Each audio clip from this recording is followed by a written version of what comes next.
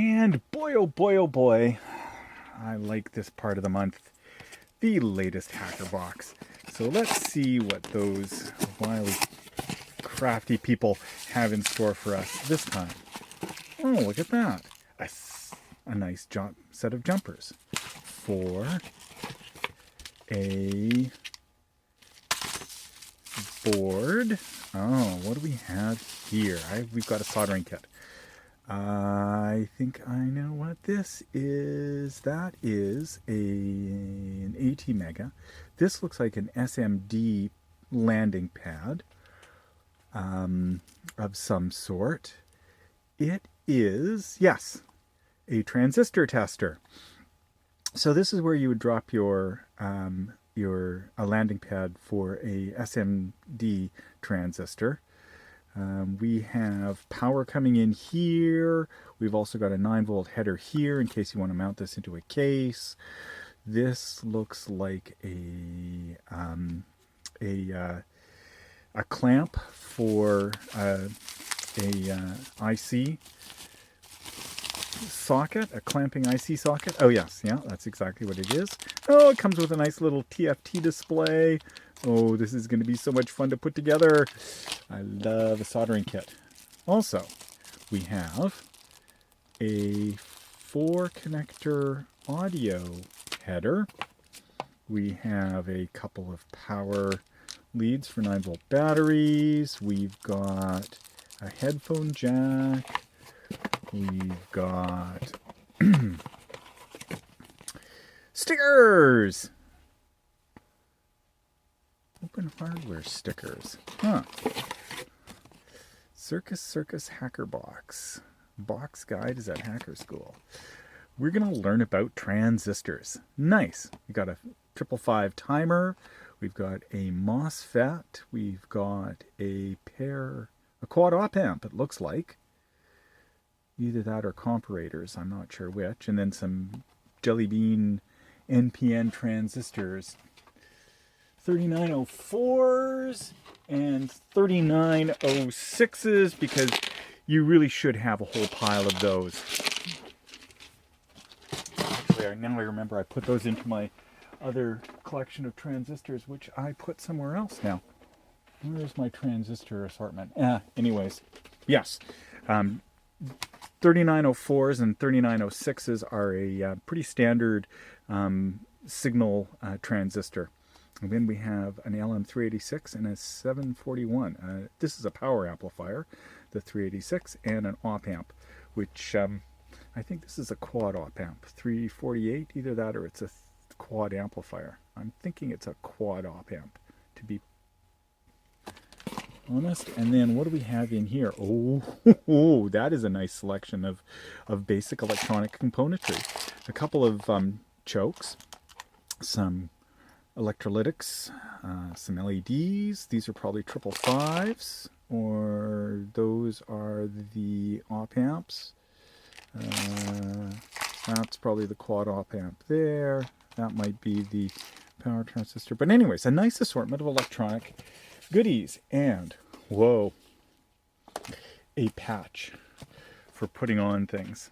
So, lots and lots of good little projects, I'm sure, are in store for us, including exploring how transistors work, as well as building ourselves a little transistor tester, so that for all of that salvaged stuff one drags off of old circuit boards, you can pop it onto here to identify it if you can't find its part number, or you can figure out if it's actually working if you pop it in here. So what a timely little arrival. Love it. So why don't we get to work to begin with, soldering together our little kit, because soldering is so satisfying, and then we'll go from there. Okay, so we've sorted our components into the various categories that we have to deal with. So here we have a bunch of resistors that need to go in, a couple of electrolytic capacitors, a collection of dipped capacitors, an LED, as well as some mechanical components. We're going to be mounting some feet onto the corners of the board, but there's also going to be a standoff at these two locations to mount this TFT display. There's going to be a pin header and jacks that go in here that this guy is going to sit on, and then those standoffs will provide the support on the other end of that board. We've got some screw terminals, we've got our ATmega that we have to solder in, and then we have a bunch of transistors, and then some interesting little tidbits of surface mount fun to enjoy as well. So I have to figure out what, well, this is definitely some sort of small capacitor inside of that little package there. This, I think, is a Schottky diode for reverse polarity protection or something like that. We'll have to find out. And this little 6-pin device might be a voltage regulator. I'm not sure. I have to try and figure out if I can, even if there's any, first of all, markings on this thing so I can figure out what it is. But that all needs to go on, and all of that surface mount stuff happens down in this little area of the board. So there's our footprint for our 6-pin device that just pops on there. This is the footprint for our Schottky, and this is the footprint for this little jobby right here. So hopefully this isn't a polarized capacitor. I don't think it is, but yeah. So those will be the first devices that we put on. Go from lowest height to tallest height generally. So we'll put those on, and we'll put some of the resistors on, and then we'll put the capacitors and transistors in, and then once we're done with that, we can put in our electrolytic capacitors there and there, and then finally LED and our bulk socket stuff, the screw connectors, the power jack, the rotary encoder, rotary push button encoder. So those would be the push button there, and those would be the gray code outputs there, and then our sockets for our ATmega and for our device in test, device under test, DUT. Yeah, and that will be the build. Off we go. So what exactly is this bad boy? This is a transient voltage suppression diode. So for static suppression. So it's a 6Y8C68. What this will do is it will dissipate or prevent high transient voltages, like peaks of voltage from being transmitted through the device. Okay, this is going to be a pretty bouncy video. Sorry about the trippiness, but flux is always your friend. Put a little bit of flux onto the pads before you do anything, and just gently dab a tiniest bit of solder onto all of your pads. That's step one.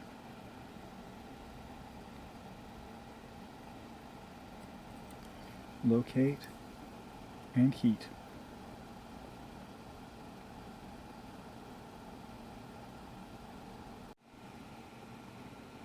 So now this little guy, we just make sure that it's sitting upon its pads so that it's not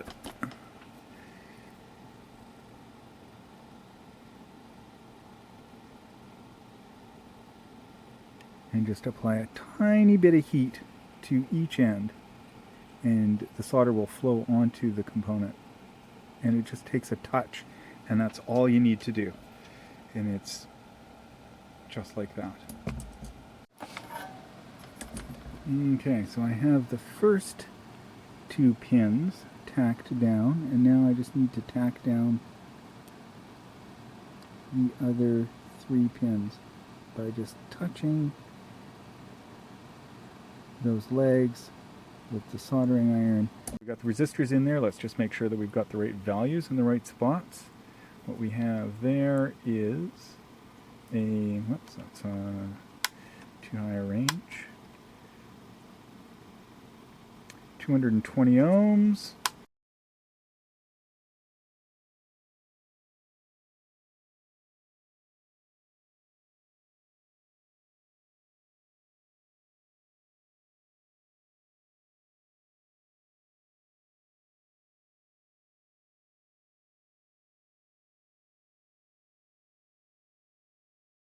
So now we pop our transistors in, making sure that we follow the land pattern on the silk screen for getting the orientation correct. So the flat goes to the flat. And there it is, populated with all of the various components. So we've got our pot here, or our rotary encoder here, that is our user interface. We've got power in. I could solder the 9-volt battery jack onto there, but I think I'm not going to for now. We've got our socket for our IC, the Arduino, or the 18 mega. We got a pin header for the TFT display. I need to put the mechanical strain relief standoffs here and the standoffs on the bottom.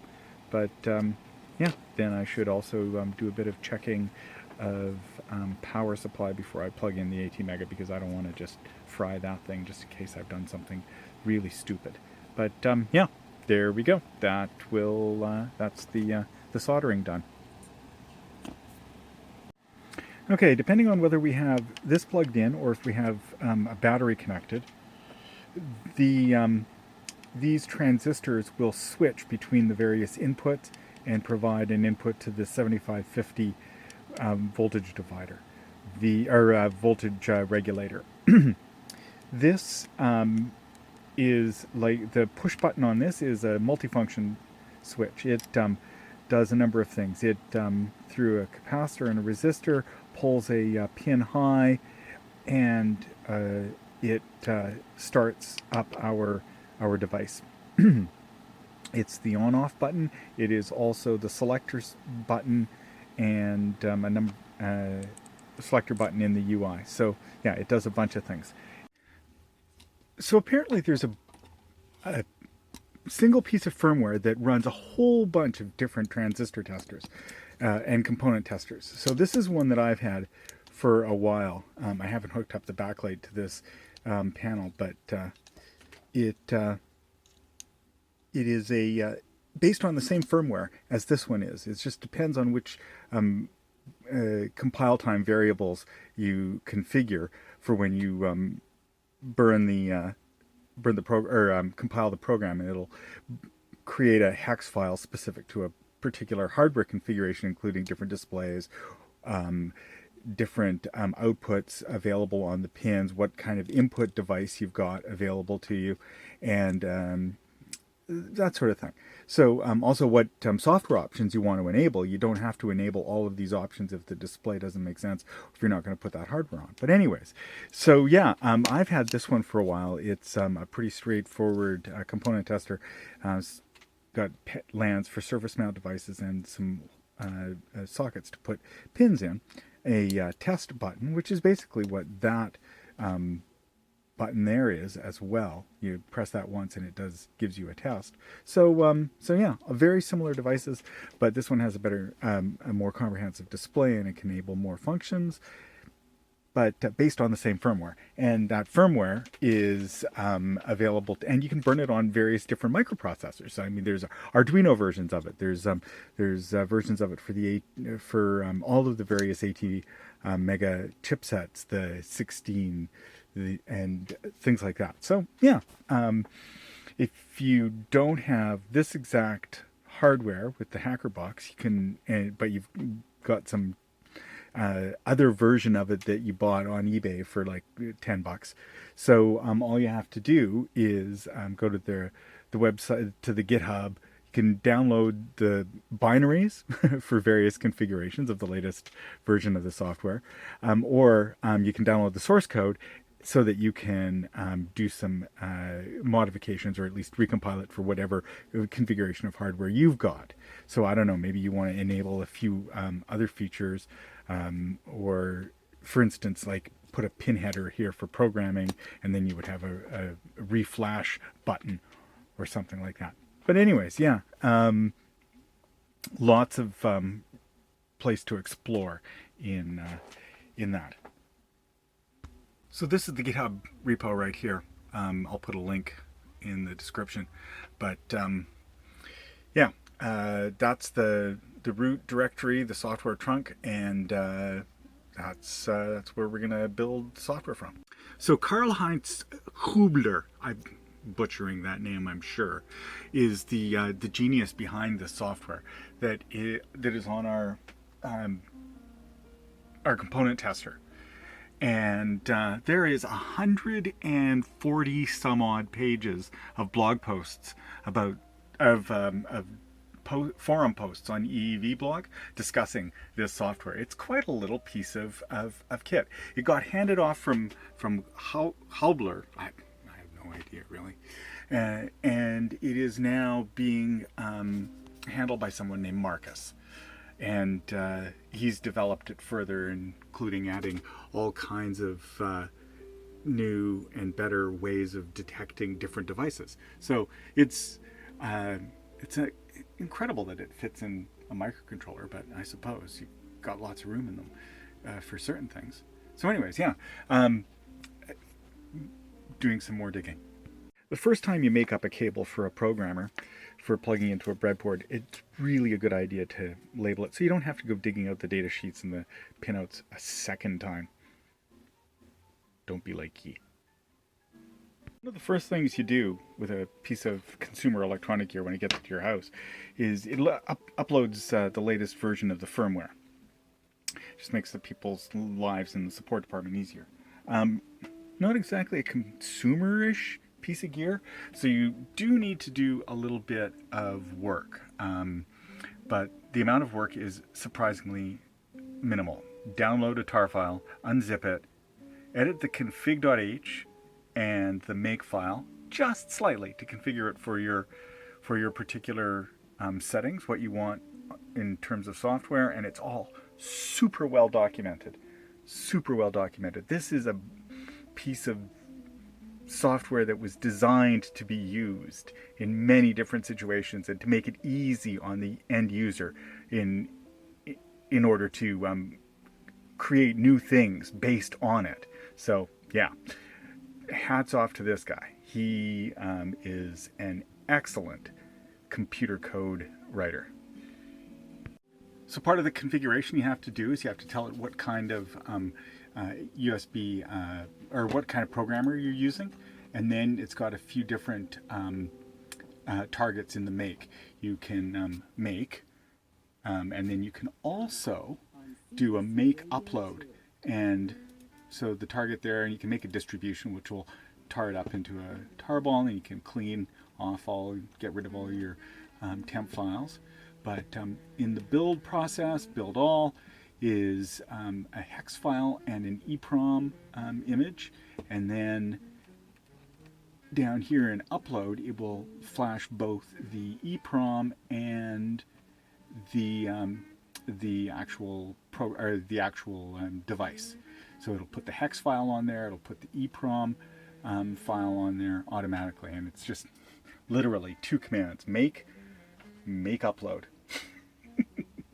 Okay, there are three files that you need to be worried about. The config processor or microcontroller name, that's where you set up things like your display. Config.h is where you set up things about the software, what features are going to be enabled, and makefile is how you build the thing. So what your programming tool is and whatnot. So yeah, those are the three files that you have to really be worried about. Okay, so the pinouts for the display are The LED, this is the backlight of the display. Reset,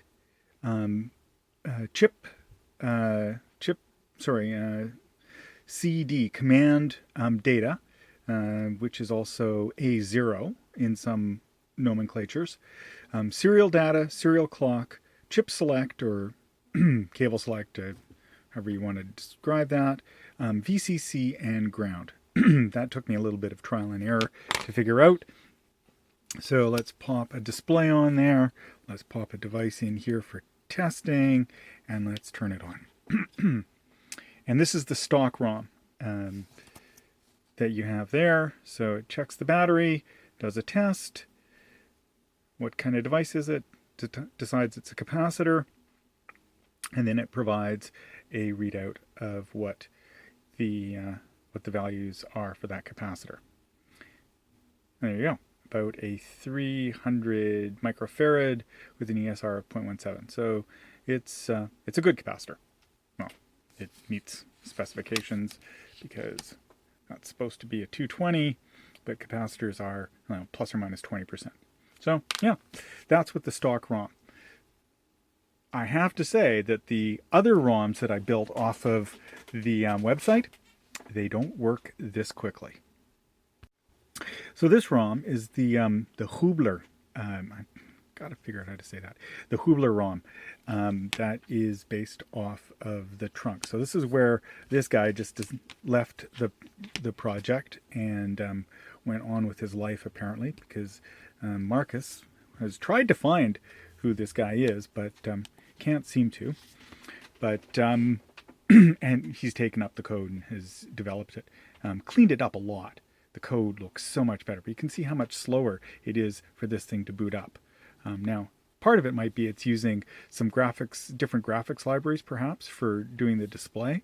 Yeah, it takes a long time to get anything done. Now, it eventually does all of the different things. It's just that it's so slow. So slow. Practically unusable. So I have to dig in to figure out why this thing is working so slowly, because I've got different orientation. So perhaps it's the library that's causing it to be slow.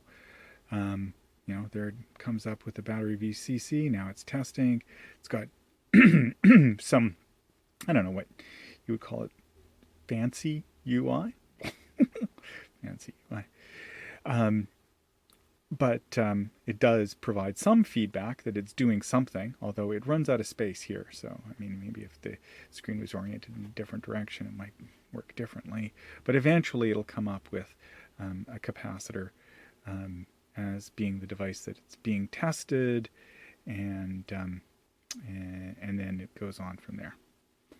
But yeah, as you can see, it is much, much slower. The same thing with the Markus version of the code. It's also much slower. So it's either something that I've been doing when I'm burning the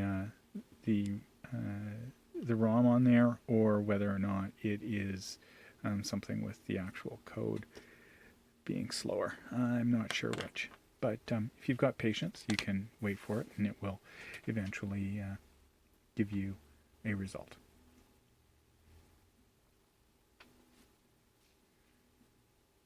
But I don't have patience.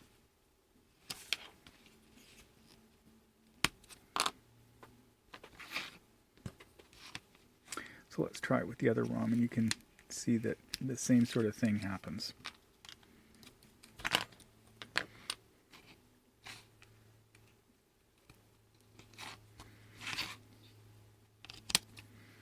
And power Z up.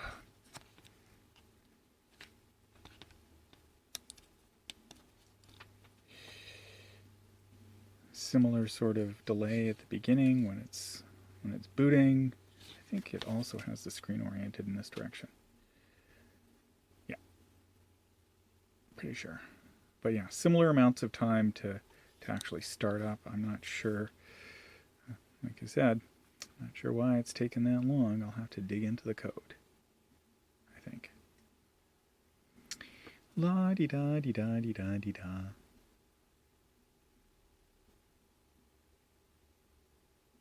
Well, the code is beautiful. It's beautifully organized, well formatted, carefully laid out, consistent. Oh, yeah, see, different font.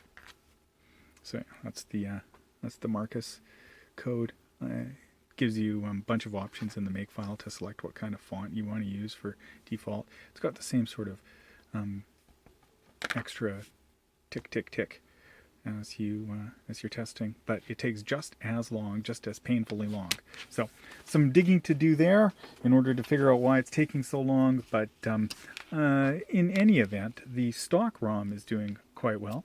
It has quite a nice array of features. I kind of just did this in order to have some fun with it. I will probably just continue using the stock ROM for now because, yeah, it's working. If it ain't broke, it's a good idea to enhance it. Thanks for watching.